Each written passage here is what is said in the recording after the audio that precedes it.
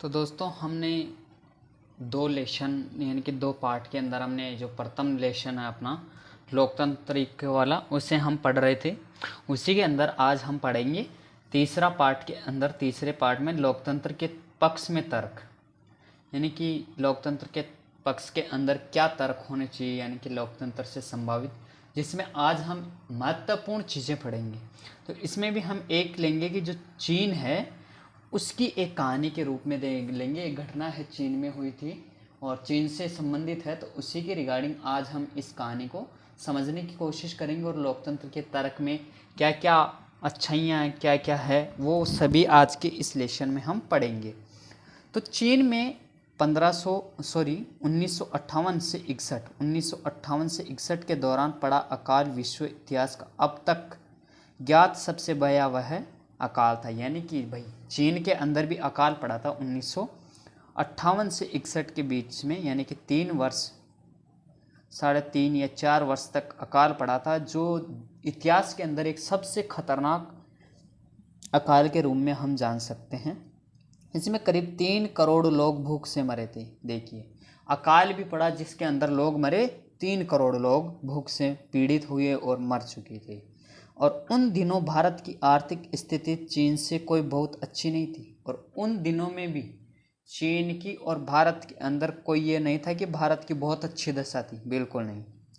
फिर भी भारत में चीन के समान अकाल और भूखमरी की स्थिति नहीं है। फिर भी देखिए कि फिर भी चीन के समान भारत के अंदर ऐसी स्थिति नहीं आई कि अकाल और भूखमरी रही।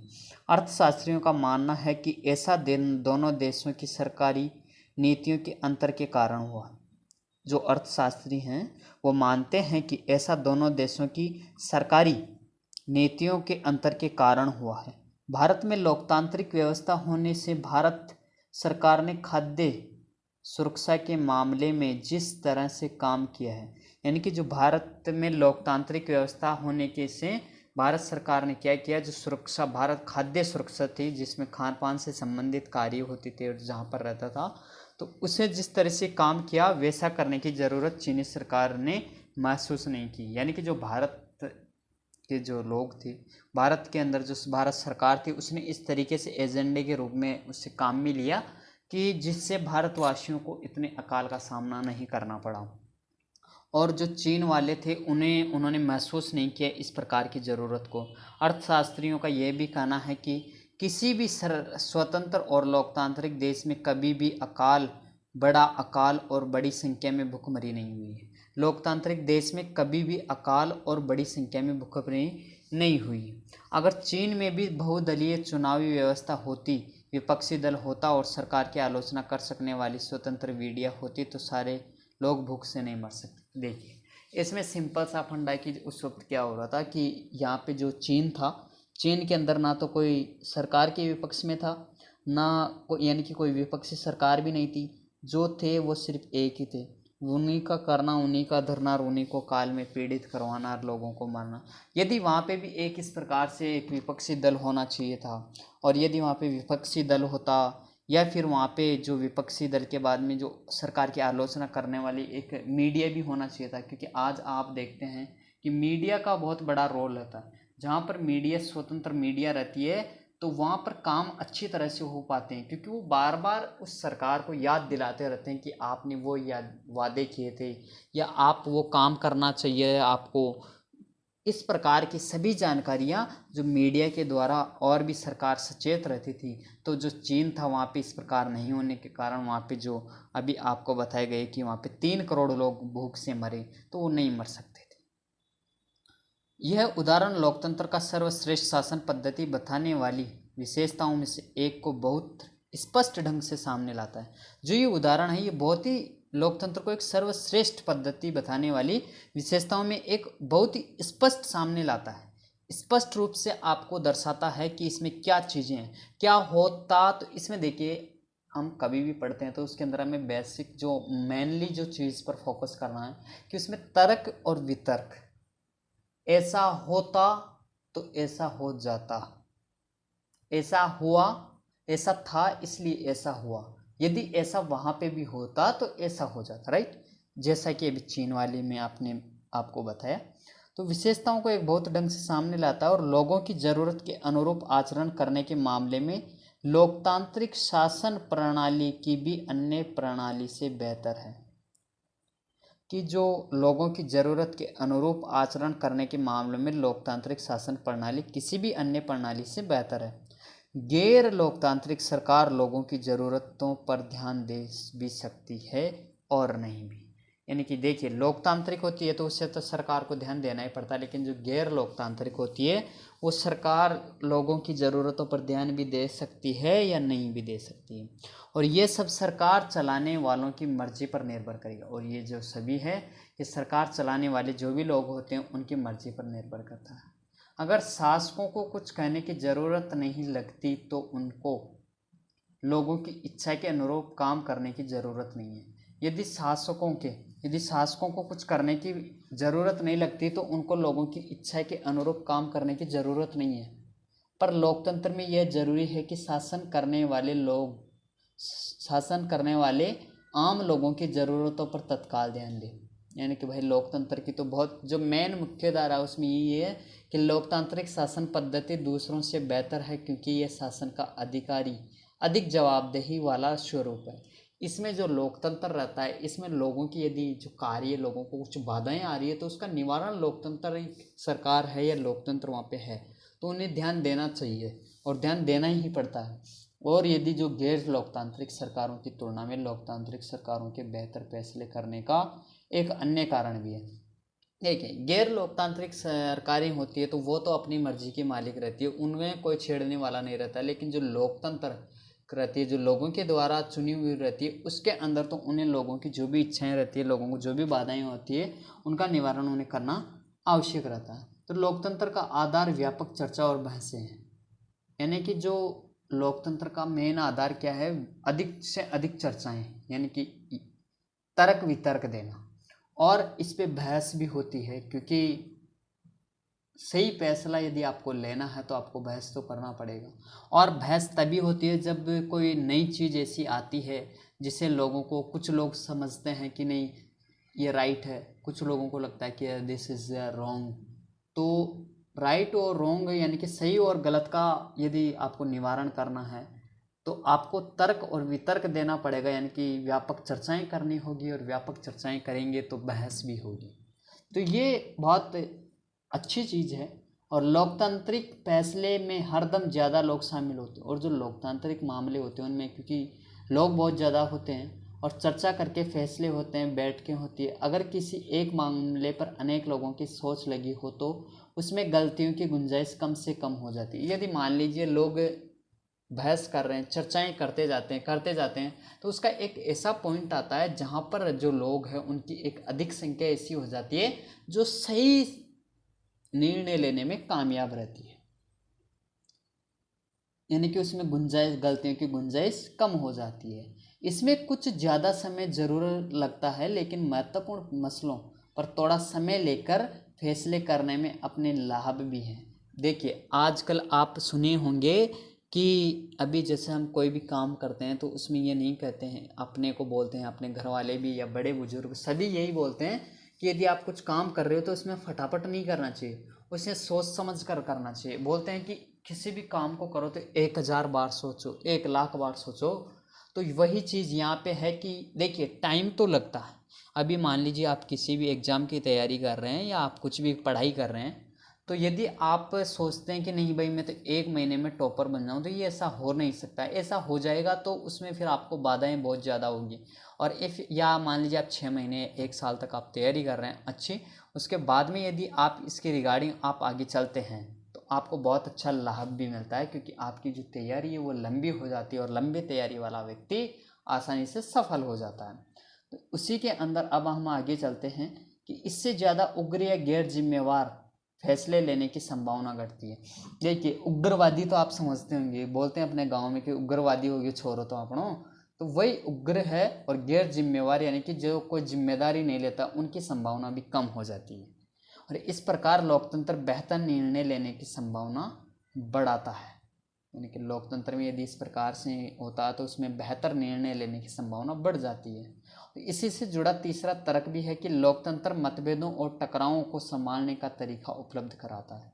देखिए, लोकतंत्र क्या होता है, कोई भी मतभेद रहता है, कोई भी टकराव, जैसे मान लीजिए मैं कोई भी स्कीम लेके आया और मैं ऐसा सुझाव वहाँ पे दिया सभा के अंदर, तो उसमें क्या होगा, टकराव होगा, क्योंकि हर लोगों को वो समझ में नहीं आएगी। जैसे हम उसके लाभ बताएंगे, जैसे उसके बारे में हम चर्चाएं करेंगे, बहस होगी, तो उसमें हमारे अलग अलग मतभेद होंगे और मतभेद और टकराव होंगे, तो उन सभी को उपलब्ध यानी कि संभाल पाएंगे हम। क्योंकि यदि कोई हमसे सवाल पूछेगा तो हमें उसका जवाब भी देना पड़ेगा कि नहीं साहब ये तो इस वे से, यदि आप इसे देखोगे तो ये राइट है, और यदि आप इस वे से देखेंगे, क्योंकि लोगों की अलग अलग अंदाज होता है, यानी कि वो आपने सुना ही होगा कि नज़र का इलाज किया जा सकता है, नज़रिए का नहीं। तो हमें वो उसका इलाज करना होगा, जो नज़रिया है उसका देखने का, नज़र तो वही रहेगी, चीज़ तो वही देखेगा, लेकिन उसका जो नज़रिया है, किस वे से वो देख पा रहा है, उसे हमें बदलने का उपलब्ध कराता है तरीका। किसी भी समाज में लोगों के हितों व विचारों में अंतर होगा ही। भारत की तरह भारी सामाजिक विविधता वाले देश में इस तरह का अंतर और भी ज़्यादा होता है। अलग अलग इलाकों में अलग अलग समूहों के लोग रहते हैं, विभिन्न भाषाएं बोलते हैं, उनकी धार्मिक मान्यताएं अलग अलग है और जातियां भी जुदा जुदा। दुनिया को ये सभी अलग अलग दृष्टिकोण से देखते हैं और उनकी पसंद में भी अंतर है। एक समूह की पसंद और दूसरे समूह की पसंद में टकराव भी होता है। ऐसे टकराव को कैसे सुलझाएंगे, इसे ताकत के बल पर सुलझाया जा सकता है। जिस समूह के पास ज़्यादा ताकत होगी वह दूसरे को दबा देगा और कमज़ोर समूह को इसे मानना होगा, लेकिन इससे नाराज़गी और असंतोष पैदा होगा। ऐसी स्थिति में विभिन्न समूह ज़्यादा समय तक साथ नहीं रह सकते। लोकतंत्र इस समस्या का एकमात्र शांतिपूर्ण समाधान उपलब्ध कराता है। अब देखिए, आता है हमारे, आज भी आप जाएंगे अपने भारत के अंदर ही, आप अलग अलग क्षेत्रों में जाएंगे, अलग अलग राज्य में, फर्स्ट ऑफ ऑल आप कोई भी राज्य में जाएंगे तो वहाँ पे फर्स्ट ऑफ ऑल आपको वहाँ की भाषा में आपको बदलाव दिखेगा, क्योंकि हर राज्य की भाषाएं अलग है, लेकिन उसमें जो दो भाषाएं वो कॉमन आपको मिल जाती है आसानी से, एक तो हिंदी और एक अंग्रेजी। दूसरा, वहाँ का जो रहन सहन यानी कि जो पहनावा रहता है वो भी अलग रहता है, जो खान पान रहता है वो भी अलग रहता है। अभी राजस्थान वालों के आप देखेंगे तो आप वहाँ की ड्रेस देखे होंगे अपने राजस्थान की, तो एक अलग ही ड्रेस रहते हैं जिसमें आप लहंगा और कुर्ता पजामा या धोती कुर्ता, और आप सुने होंगे अपने राजस्थान में घाघरा और लुगड़ी रहती है। तो ये अलग अलग टकराव रहते हैं, और इनमें क्या होता है, जब मान लीजिए अलग अलग समाज भी रहती है, जातियाँ अलग अलग रहती है, आपको मालूम हो तो जैसे जातियाँ अलग अलग रहती है, तो उसके बाद में आप देख पाएंगे इसके अंदर कि एक फिर पक्ष होगा। जैसे समाज है उसमें एक ताकतवर पक्ष रहता है, जैसे अपने कोई भी अमीर आदमी रहता है या जिसके ज़मीन जायदाद ज़्यादा है, उसका एक संयुक्त परिवार है, तो वो एक तरह से शक्तिशाली उसे माना जाता है और उसका निर्णय लोगों को मानने पर मजबूर होना पड़ता है। उसी के बाद में जो बात करने जा रहे हैं वो इसी से संबंधित है कि जिसके पास ज़्यादा ताकत होगी वह दूसरे को दबा दे, और इससे नाराज़गी और असंतोष पैदा होगा, और ऐसी स्थिति में विभिन्न समूह ज़्यादा समय तक साथ नहीं रह सकते। लोकतंत्र इस समस्या का एकमात्र समाधान उपलब्ध कराता है। लोकतंत्र में कोई भी स्थायी विजेता नहीं होता, कोई स्थायी रूप से पराजित नहीं होता है। सो विभिन्न समूह एक दूसरे के साथ शांतिपूर्ण ढंग से रह सकते हैं। भारत की तरह विविधता वाले देश को लोकतंत्र ही एकजुट बनाई हुई है। यानी कि देखिए, भारत में जैव विविधता विभिन्न प्रकार की है, अलग अलग प्रकार की, अनंत हो, आपको जहाँ भी आप जाएंगे आपको कुछ ना कुछ डिफरेंस तो आपको मिलेगा।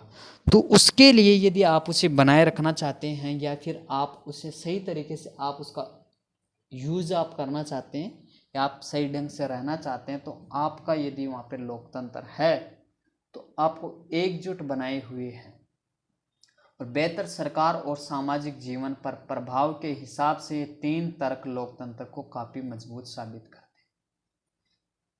लेकिन लोकतंत्र के पक्ष में सबसे मजबूत तर्क उससे बनने वाली सरकार के कामकाज से जुड़ा नहीं है। यह तर्क लोकतंत्र और नागरिकों के रिश्ते का है। लोकतंत्र में नागरिकों को जो हैसियत होती है वह किसी और व्यवस्था में नहीं होती है। अगर इस व्यवस्था में बेहतर फैसले लेने और उत्तरदायी सरकार चलाने का काम न भी हो तब भी यह दूसरों से बेहतर है। लोकतंत्र नागरिकों का सम्मान बढ़ाता है। बहुत ही अच्छी बात कही है कि लोकतंत्र जो नागरिक होते हैं उनका सम्मान बढ़ाता है। अब इस सम्मान को हम समझ लेते हैं कि यह सम्मान किस प्रकार से बढ़ाता है। इसमें क्या होगा, जैसे मान लीजिए आपने किसी से भी, आप का गांव है, गांव के अंदर आप वोट भी देते होंगे, आप वहां पे सरपंच भी चुनते होंगे, चुनते ही हैं, राइट। तो उसके अंदर आप क्या देखते हैं, यदि वहां पे सरपंच, मान लीजिए कोई भी सीट आ गई अभी एसटी की, एससी की आ गई, मान लीजिए वो बन गया सरपंच, और उसके बाद में जो वार्ड पंच रहे वो वार्ड पंच एसटी, ओबीसी, जनरल, इस प्रकार से हुआ। तो उसमें क्या हुआ कि जो सरपंच साहब है वो हैं एससी वाले भाई साहब, कि गलत वे में मत लीजिए, एक आपको समझाने का एक तरीका ढूंढा हूँ मैंने। तो वो क्या करेंगे, सरपंच साहब आपके भाई साहब शादी है मान लीजिए ब्राह्मणों की, ब्राह्मणों की शादी है तो सरपंच साहब को तो बुलाएंगे ही, ये सरपंच है, सरपंच है भाई साहब एससी वाला। अब बताओ सरपंच साहब आएंगे या नहीं आएंगे? आएंगे। तो इसमें एक समान नागरिकों को सम्मान भी मिलता है, नागरिकों को समान सम्मान भी बढ़ जाता है। और लोकतंत्र राजनीति समानता के सिद्धांत पर आधारित है। ये सबसे गरीब और अनपढ़ को भी वही दर्जा प्राप्त है जो अमीर और पढ़े लिखे लोगों को है। लोग किसी शासक की प्रजा न होकर खुद अपने शासक हैं। अगर वे गलतियां करते हैं तब भी वे खुद इसके लिए जवाबदेह है। और लोकतंत्र के पक्ष में आखिरी तर्क यह है कि लोकतंत्र व्यवस्था दूसरों से बेहतर है। जो लोकतांत्रिक व्यवस्था है ये दूसरों से बेहतर है, क्योंकि इसमें हमें अपनी गलती ठीक करने का अवसर भी मिलता है। इसमें क्या होता है कि हमें अपनी जो गलतियां होती है उन्हें ठीक करने का अवसर मिलता है। जैसा कि हमने ऊपर देखा है कि इस बात की कोई गारंटी नहीं है कि लोकतंत्र में कोई गलती नहीं है, क्योंकि इस बात में कोई गारंटी नहीं है। क्योंकि भाई साहब आपने कहीं पे सुना होगा कि गलतियों से इंसान सीख जाता है।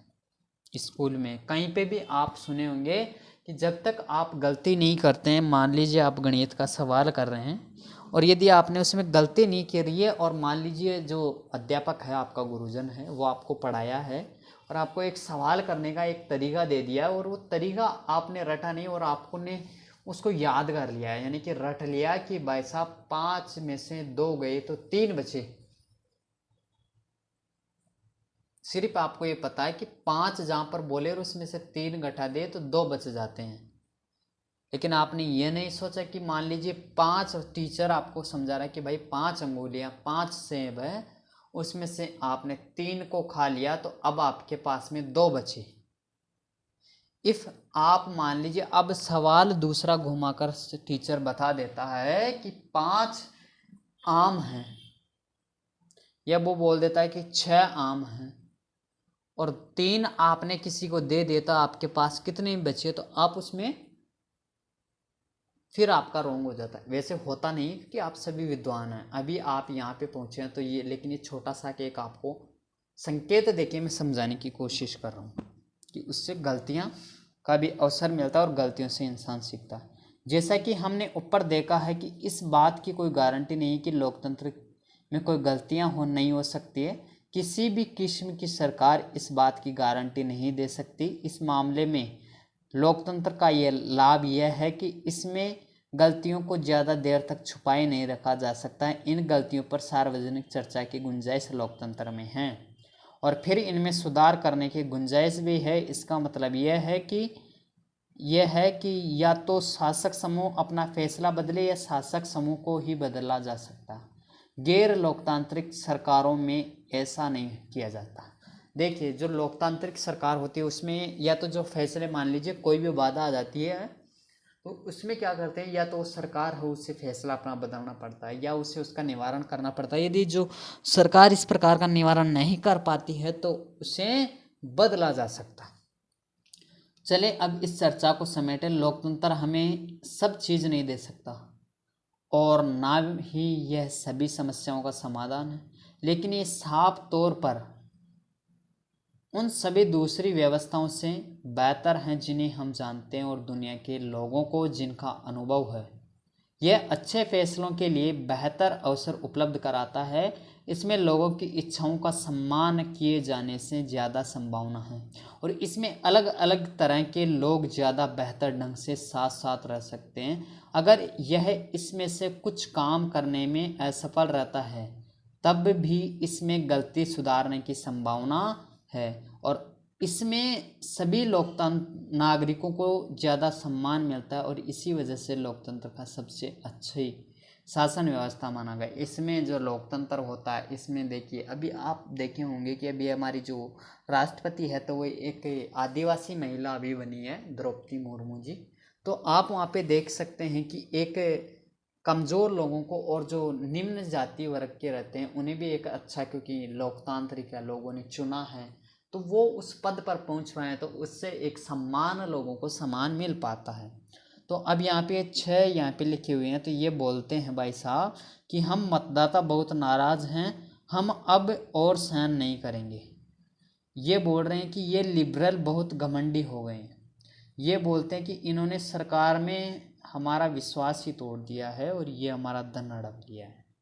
ये आपका कि जून को होने वाले चुनाव करने जा रहे हैं, हम वही करने जा रहे हैं जो एक कनेडियन सबसे अच्छे ढंग से कराता है, यानी हम उसको फिर से जीता देंगे। ये बोल रहे हैं कि भाई साहब चुनाव होने जा रहे हैं जून के महीने में और उसको फिर बोलते हैं कि हम फिर उसी को जीताने जा रहे हैं। तो अब देखिए जो कार्टून है इसके बूझ में हम बोलते हैं कि कार्टून बूझे, ये बोलता है कि ये कार्टून कनाडा के 2004 संसदीय चुनाव के ठीक पहले प्रकाशित हुआ था और इस कार्टूनिस्ट समेत सभी लोगों का मानना था कि लिबरल पार्टी ही एक बार फिर चुनाव जीत जाएगी, पर जब नतीजे आए तो लिबरल पार्टी चुनाव हार गई। यह कार्टून लोकतंत्र के खिलाफ तर्क देता है या लोकतंत्र के पक्ष में, यह आपको देना है। अब क्या हुआ भाई साहब, यहाँ पे पार्टी जीत गई दूसरी और लिबरल पार्टी हार गई। तो इसमें क्या हुआ कि जो दूसरी पार्टी है अब वो अच्छे से काम करेगी और एक दो पक्ष हो गए हैं इसमें, तर्क और वितर्क आराम से दे। अब यहाँ पे हम एक कहानी ले लेते हैं कि राजेश और मुजफ्फर ने एक लेख पढ़ा। इसमें बताया गया है कि किसी भी लोकतांत्रिक देश ने दूसरे लोकतांत्रिक देश के साथ लड़ाई नहीं छेड़ी, कभी लड़ाई नहीं छेड़ी है। लड़ाई तभी होती है जब कम से कम एक देश में गैर लोकतांत्रिक सरकार होती है। पर लेख पढ़ने के बाद राजेश ने कहा कि लोकतंत्र के पक्ष में कोई अच्छा तर्क नहीं है, ऐसा सिर्फ संयोग से हुआ होगा और यह संभव है कि भविष्य में लोकतांत्रिक देशों के बीच भी युद्ध हो। मुजफ्फर का कहना था कि ऐसा सिर्फ संयोग नहीं हो सकता भाई, लोकतंत्र में जिस तरह फैसले लिए जाते हैं उसमें युद्ध होने की आदेशा काफ़ी कम हो जाती है। और इन दोनों विचारों में से आपकी सहमति किस तरफ और क्या? भाई दोनों पक्ष अच्छे बता रहे हैं कि भाई, क्योंकि हमेशा ये नहीं कह सकते कि नहीं दिस इज़ द रॉन्ग, क्योंकि उसमें भी कुछ सच्चाई रहती है, उसमें भी कुछ अच्छाइयाँ रहती हैं। अभी आप सोचते होंगे, आपने सुना होगा कि हर आदमी गलत नहीं होता है, क्योंकि हर आदमी के अंदर किसी में न किसी के अंदर कुछ अच्छाइयाँ होती है तो कुछ बुराइयाँ। और अब हम पढ़ने वाले हैं लोकतंत्र का बृहत्तर अर्थ, लोकतंत्र का विस्तार से अर्थ हम पढ़ने वाले हैं, जो इस अध्याय का अंतिम अपना पाठ होगा। इस अध्याय में हमने लोकतंत्र की एक सीमित और विवरणात्मक शैली की चर्चा की है। आपने पढ़ा है कि सीमित अच्छे प्रकार से विवरण की हुई अलग अलग हमने घटनाएं ली है लोकतंत्र को समझने के रूप में, तो वहाँ से हमने समझा है और हमने शासन के एक रूप के तौर पर लोकतंत्र को समझा। लोकतंत्र की इस प्रकार की व्याख्या हमें उन न्यूनतम विशेषताओं या गुणों की पहचान कराती है जो लोकतंत्र की जरूरत है। हमारे समय में लोकतंत्र का सबसे आम रूप है प्रतिनिधित्व वाला लोकतंत्र। हम जिन देशों में लोकतंत्र होने की बात करते हैं वहाँ सभी लोग शासन नहीं चलाते, सभी लोगों की तरफ से बहुमत के फैसले लेने का अधिकार होता है और यह बहुमत भी स्वयं शासन नहीं चलाता है, बहुमत का शासन भी चुने हुए प्रतिनिधियों के माध्यम से होता है। ये जरूरी हो जाता है क्योंकि का अर्थ हम बहुत ही अच्छा है, इसे हम समझेंगे। आधुनिक लोकतांत्रिक शासन व्यवस्था में इतने अधिक लोग होते हैं, जो आधुनिक लोकतांत्रिक शासन व्यवस्था है उसमें इतने लोग होते हैं कि हर बात के लिए सबको साथ बैठकर सामूहिक फैसला कर पाना संभव ही नहीं हो सकता, क्योंकि इतने लोग हो जाते हैं। क्योंकि आपको पता है कि हर आदमी एक सोच नहीं रखता। आपके परिवार में यदि आप देखेंगे तो यदि किसी बच्चे की आप मान लीजिए शादी, या मान लीजिए आपकी शादी है, अभी तो आपको पढ़ाई करना है, अभी शादी पे ध्यान नहीं देना है, ठीक है, और किन्हीं की हो भी गई है तो कोई बात नहीं है, फिर भी आप बच्चों की मान लीजिए या फिर बच्चों की शादी ब्याह की आप बात मान लीजिए, तो उसमें आप देखते होंगे कि लड़की की माँ मान गई, लड़की की माँ मान गई तो पिताजी नहीं माने, और लड़की वाले में पिताजी मान गए तो माँ नहीं मानी। तो उस प्रकार से यह है कि यहाँ पर अलग अलग तर्क हो जाते हैं। जब लोकतांत्रिक जैसे कोई समूह रहता है तो वो जब फैसला लेना शुरू करता है तो उसमें भी अलग अलग तर्क वितर्क देते हैं, और उसमें जब अधिक लोग हो जाते हैं तो आपको पता है कि समय बहुत ज़्यादा खिंच जाता है, और फिर भी एक यदि आप अच्छा निर्णय नहीं ले पाते हैं और अच्छे पॉइंट पे नहीं पहुंच पाते हैं तो फिर उसमें गड़बड़ जाती। तो अगर ये संभव हो जाता है तभी भी हर एक नागरिक के पास हर फैसले में भाग लेना का समय अच्छा इच्छा या योग्यता और कौशल नहीं होता है। फिर भी यदि मान लीजिए हम मान भी लेते हैं कि ऐसा हो जाता है, लेकिन हर फैसले के अंदर भाग लेने का समय इच्छा और योग्यता कौशल नहीं होता, क्योंकि मान लीजिए समय के रूप में आप देखें तो हर आदमी के पास एक समय खाली नहीं रहता, फिक्स समय नहीं रहता कि इस समय पे हम सभी की इच्छाएं भी नहीं रहती है, और कईयों के पास योग्यता नहीं रहती है, कौशल नहीं होता।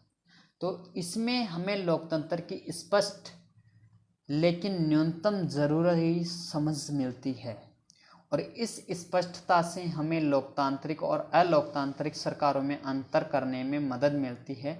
लेकिन इससे हमें एक सामान्य लोकतंत्र और एक अच्छे लोकतंत्र के बीच अंतर करने की क्षमता नहीं मिल जाती। इससे हम लोकतंत्र को सरकार से परे जाकर नहीं समझ पाते हैं, और इसके लिए हमें लोकतंत्र के व्रत अर्थ को समझना होगा। अब ये आप देख रहे होंगे यहाँ पे ये है लोग अलग अलग इसमें मंत्री जी निकल रहे हैं और ये देखने वाले हैं, और इनमें आप देख रहे होंगे कि इसमें देखिए industrial growth, economy progress, democracy, securities, equalities, trades, foreign export, यानी कि कंप्यूटर्स, मोबाइल फोन्स, इस प्रकार के अलग अलग प्रोग्राम्स इससे आ रही। यह है अपना टेलीविज़न। तो इसमें आप समझ पाएंगे वो कार्टून जो आपको यहाँ पे शो हो रहा है इस डब्बे में, आराम से आप इसे देखिए। और इसमें कि प्रसिद्ध कार्टूनिस्ट थे आर के लक्ष्मण साहब ने, भाई साहब ये ऐसा चित्र बनाया, एक कार्टून बनाया है, और ये चर्चित कार्टून देश की आज़ादी की स्वर्णिम जयंती पर टिप्पणी करता है। दीवार पर बने चित्रों में से आप किन किन को पहचानते हैं? अब आप देखेंगे इनमें से आपको कैसे कैसे इसमें अलग अलग लोग हैं, ये तो मेरे को भी समझ में नहीं आ रहा है, लेकिन आप इसे समझने की कोशिश कीजिएगा कि यहाँ पे कौन है, यहाँ पे कौन है। ये अलग अलग व्यक्ति आपको यहाँ पे देखेंगे, जिनमें आपको सरदार जी भी मिलेंगे, हीरालाल शास्त्री भी मिलेंगे, इस प्रकार से आपको इसमें मिलेंगे। तो क्या ये देश के बहुत से आम आदमी इस कार्टून के आम आदमी की तरह सोचते हैं? क्योंकि इसमें देखिए अभी जो ये हैं ये यूनिटी डेमोक्रेसी के रिगार्डिंग सोचते हैं, ये अलग सोचते हैं, ये अलग सोचते हैं, ये अलग अलग जैसे सोचते हैं लोग, उसी के रिगार्डिंग बताया गया। तो देखिए अब अलग अलग होगा, अलग अलग सोच रखते हैं, अलग अलग क्षेत्र में इच्छाएं रखते हैं, तो फिर उसमें थोड़ी सी समय लग जाता है। आगे पढ़ेंगे अब हम इसके अंदर जो आज का अंतिम होगा अपना कि कई बार हम लोकतंत्र का प्रयोग सरकार से अलग संगठनों के लिए करते हैं, और ज़रा इन कथनों पर गौर कीजिए। अब हम जो कथन लेते हैं, जिसमें हम 3 कथन पढ़ेंगे और आगे भी हम 2 कथन और पढ़ेंगे। तो हम लोगों का परिवार काफ़ी लोकतांत्रिक है।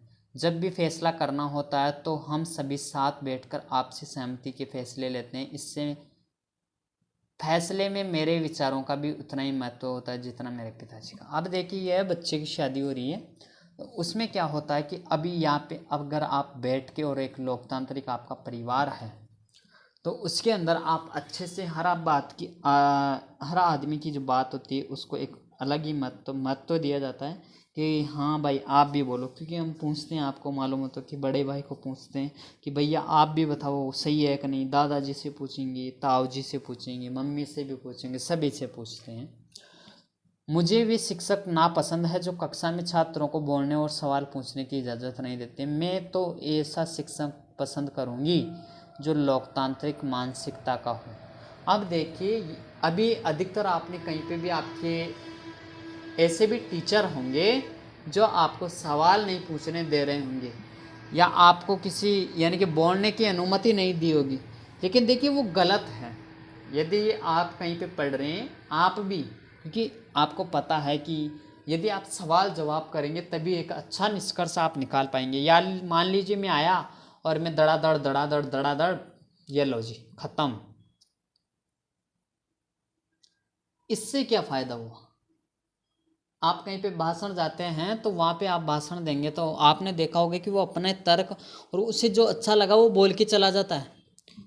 और यदि उसके सामने कोई भी, वो जैसे लोग उससे सवाल पूछते हैं, और तभी अच्छा एक निष्कर्ष निकल पाता है। और यदि जिन्हें भी शिक्षक होने चाहिए तो लोकतांत्रिक मानसिकता के होने चाहिए, जो हर आदमी की बात सुने, हर बच्चे को सवाल का जवाब दे, हर बच्चे की जो बात है उसको एक अच्छे प्रकार से लें कि बच्चे को भी ऐसा नहीं लगे कि देश की अपनी बात तो कोई सुनता ही नहीं है। अब चलते हैं, एक नेता और उसके परिवार के लोग इस पार्टी के सारे फैसले करते हैं, वे क्या लोकतंत्र की बात करेंगे। अब लोकतंत्र शब्द का इस तरह प्रयोग फैसले लेने के उसके बुनियादी तरीकों को उजागर करता है। लोकतांत्रिक फैसले का मतलब होता है उस फैसले से प्रभावित होने वाले सभी लोगों के साथ विचार विमर्श के बाद और उनकी स्वीकृति से फैसले लेना। यानी जो बहुत शक्तिशाली न हो उनका भी किसी फैसले में उतना ही महत्व होना चाहिए जितना किसी बहुत शक्तिशाली का हो। देखिए, ये बात मैंने आपको बहुत पहले बताई है अभी, कि भाई जैसे अभी वोटिंग हुई है तो इसमें आपको बहुत अच्छा आपको भारत में देखने को मिला होगा, जिससे अपने भारत का जो संविधान है वहाँ पर, और भारत का लोकतांत्रिक के रूप में आपको बहुत गर्व हो रहा होगा कि जी भारत भी एक ऐसा देश है, अपना देश बहुत अच्छा है, अपने देश की जो सिस्टम व्यवस्था है, कानूनी व्यवस्था, वो बहुत अच्छी है, संविधान बहुत अच्छा है, उस पर हमें एक गर्व होता है। आपने देखा होगा। तो ये बात सरकार या परिवार पर भी लागू होती है और किसी अन्य संगठन भी पर भी। इस प्रकार लोकतंत्र एक ऐसा सिद्धांत है जिसका प्रयोग जीवन के किसी भी क्षेत्र में हो सकता है। कई बार हम लोकतांत्रिक शब्द का प्रयोग किसी मौजूदा सरकार के लिए नहीं करके कुछ आदर्शों के लिए करते हैं, और इन्हें पाने का प्रयास सभी लोकतांत्रिक शासनों को जरूरी करना चाहिए। अब हमें हर बार हम किसी पार्टी को और उसी को नहीं दे सकते हैं, कभी कभी हम आदर्शों को भी हम लोकतंत्र के रूप में समझ सकते हैं। कि इस देश में वास्तविक लोकतंत्र तभी आएगा जब किसी को भूखे पेट सोने की जरूरत नहीं।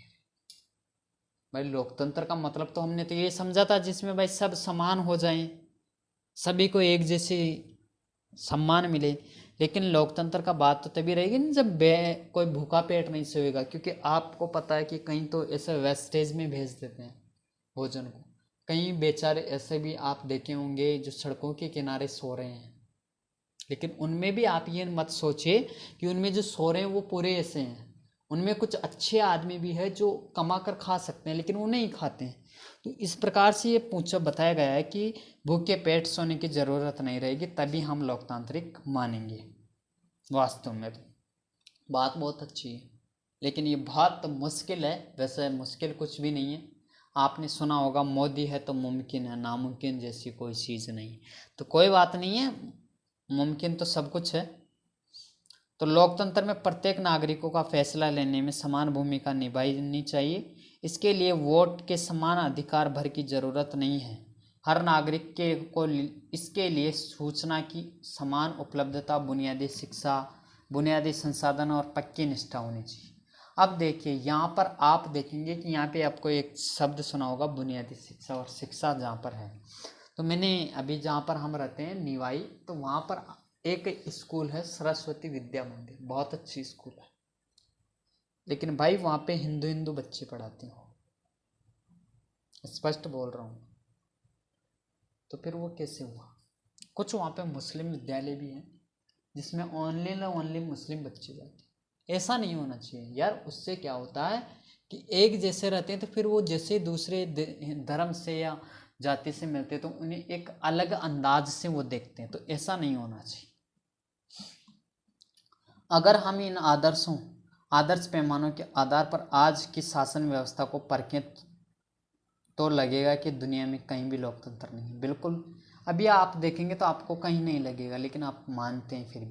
फिर भी आदर्शों के रूप में लोकतंत्र की हमारी समझदारी में हमें बार बार ये याद दिलाती है कि हमें लोकतंत्र को इतना महत्व क्यों देते हैं। इससे हमें मौजूदा लोकतांत्रिक व्यवस्थाओं को परखने और उसकी कमजोरियों की पहचान करने में मदद मिलती है, और इससे हमें न्यूनतम या काम चलाओ लोकतंत्र और अच्छे लोकतंत्र के बीच का अंतर समझने में मदद मिलती है। इस किताब में हमने लोकतंत्र की व्यापक अवधारणा पर ज़्यादा बातें नहीं की। हमने सिर्फ शासन के एक तरीके के रूप में लोकतंत्र के कुछ बुनियादी संस्थागत स्वरूपों की चर्चा की है।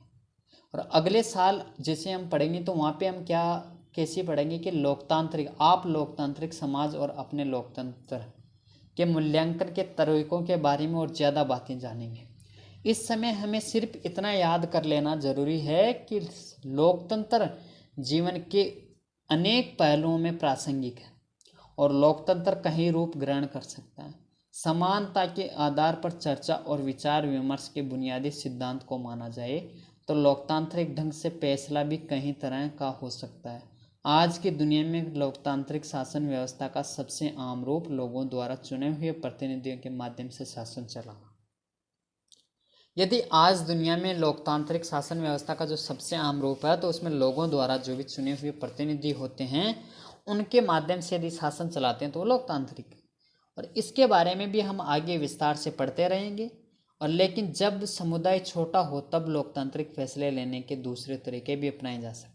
भाई जब छोटे हों, 2-4 आदमी है तो उसमें क्या है, 2 आदमी है तो उसमें क्या है, एक ने बोला सही, एक ने बोला नहीं, एक ने बोला इसका फ़ायदा ये है, दूसरे ने बोला इसका नुकसान ही है, फिर तो सभी लोग साथ बैठकर सीधे वहीं फैसले कर सकते हैं। किसी गांव की ग्राम सभा को इसी तरह काम करना चाहिए। क्या आप लोकतांत्रिक फैसले लेने के कुछ और तरीकों की कल्पना कर सकते हैं? अब आपको ये समझना है, आपको अपने आप को कल्पना करना है कि इसका मतलब यह हुआ कि किसी भी देश में आदर्श लोकतंत्र नहीं है। लोकतंत्र की जिन विशेषताओं की चर्चा हमने इस अध्याय में की है वे लोकतंत्र की न्यूनतम शर्तें हैं। आपने जितनी भी अभी पढ़ी है तो न्यूनतम शर्तें। अभी आप सोच रहे होंगे कि मैं ये बाद की चीज़ें क्यों पढ़ रहे हैं अपन, लेकिन देखिए जब आपके पास में, क्योंकि हम कभी कभी क्या सोचते हैं कि भाई हम तो मोस्ट पढ़ लिए हैं। भाई तुम्हारी जब क्षमता आपकी मोस्ट यानी कि 50%, आप कुछ भी पढ़ते हैं उसमें से 50% आपकी है, क्योंकि 100% तो है नहीं। आप कोई आइंस्टीन तो हो नहीं, आप ऐसे स्वामी विवेकानंद तो नहीं हो कि आपने 2 घंटे भर के अंदर पूरी किताब पढ़ ली और आपको याद हो गई। आपने वो एक मूवी देखी होगी सीताराम, उसके अंदर जो वो थे श्रीनिवास बेलमकोंडा, तो उन्हीं के आधार पर आप सोचिए कि नहीं भाई मैं तो पूरा पढ़ लिया, आधा पढ़ते मैं तो मोस्ट पढ़ा और हो गया। नहीं भाई, जब तक आप पूरी चीज़ों को कवर नहीं करेंगे कि क्यों हमने वो चीज़ पढ़ी है तो क्यों पढ़ी है और हमने कितना सा पढ़ा वो भी आपको पता होना चाहिए। वरना आप तो बाहर निकलते बोलेंगे ए लोकतांत्रिक क्या होता है, लोकतंत्र क्या होता है, मैं तो मास्टर हूँ उसका। नहीं भैया, उसका आपको पता होना चाहिए कि आपने क्या पढ़ा है। न्यूनतम शर्तें और पर इनमें से यह लोकतंत्र आदर्श लोकतंत्र नहीं बनता है। लो जी, पर इनसे भी यह आदर्श लोकतंत्र नहीं बनता। एक आदर्श लोकतंत्र में निर्णय लेने की प्रक्रिया लोकतांत्रिक होनी चाहिए और हर लोकतंत्र को इस आदर्श को पाने का प्रयास करना चाहिए। यह स्थिति एक बार में या एक साथ सभी के लिए हासिल नहीं की जा सकती। इसके लिए लोकतांत्रिक फैसले लेने की प्रक्रिया को बचाए रखने की और मजबूत करते जाने की ज़रूरत है। और नागरिक के तौर पर हम जो भी काम करते हैं वह सभी हमारे देश के लोकतंत्र को अच्छा या खराब बनाने में मदद करता है। और यही लोकतंत्र की ताकत है, यही कमजोरी है। देश का भविष्य शासकों के कामकाज से भी ज़्यादा नागरिकों के कामकाज पर निर्भर। देखिए, आपको पता है ना कि आपने पूरी चीज़ें पढ़ ली, वहाँ पे आपने सरकार पढ़ ली, लेकिन देखिए यहाँ पे आप ही हैं, जो जनता है वही है। जनता जो कर रही है वो सही कर रही है या गलत कर रही है, वही आपके देश का जो लोकतंत्र है उसे डिसाइड करेगी कि देश किस दिशा में जाने वाला है।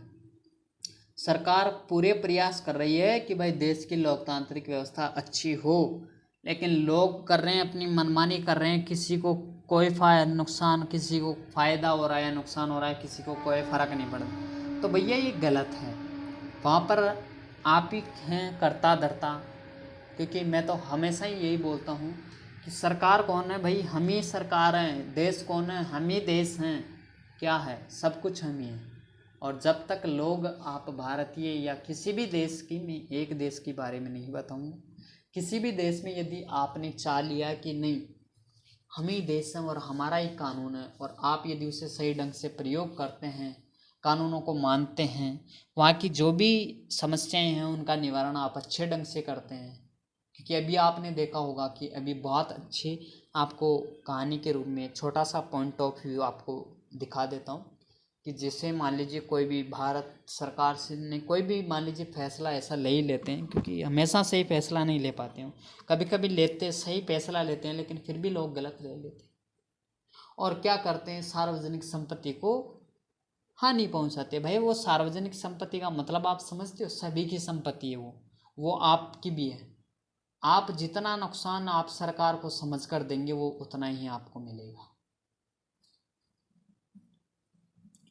यही चीज लोकतंत्र को अन्य शासन व्यवस्थाओं से अलग करती है। राजशाही, तानाशाही या एक दल के शासन जैसी अन्य व्यवस्थाओं में भी सभी नागरिकों को राजनीति में हिस्सेदारी करने की जरूरत नहीं रहती। दरअसल अधिकांश गैर लोकतांत्रिक सरकारें चाहती ही नहीं कि लोग राजनीति में हिस्सा लें, लेकिन लोकतांत्रिक व्यवस्था सभी नागरिकों के सक्रिय भागीदारी पर ही निर्भर करती है। इसलिए लोकतंत्र के बारे में पढ़ाई हो तो लोकतांत्रिक राजनीति पर ही ध्यान केंद्रित करना चाहिए। अब आपको करना है कि अपने जो विधानसभा और संसदीय क्षेत्र के सभी मतदाताओं की संख्या का पता लगाना आपको, और फिर ये पता करना है कि आपके आसपास के सबसे बड़े स्टेडियम या हॉल में कितने लोग बैठ सकते हैं। फिर सोचें कि क्या एक विधानसभा या संसदीय क्षेत्र में मतदाता एक साथ बैठ रहे हैं, सार्थक चर्चा करना, लोकतांत्रिक करना संभव है।